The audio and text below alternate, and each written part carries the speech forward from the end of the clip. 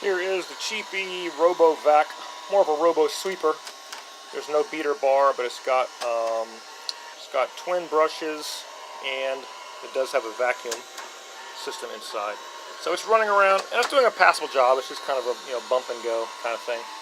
The only main problem was the cliff sensors kept triggering on this dark carpeting, and it would just like back up. Kept thinking it was going to walk down the stairs or something. So I'll show you what I did. I had to bypass the cliff sensors. This is the front.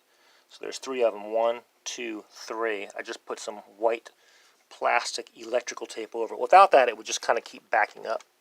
So if you have stairs and dark carpeting, this would be a bad combination for you. But, for a cheap little RoboVac running around this office, and again, this is very low pile indoor-outdoor carpeting. It's doing a passable job. We'll probably keep it.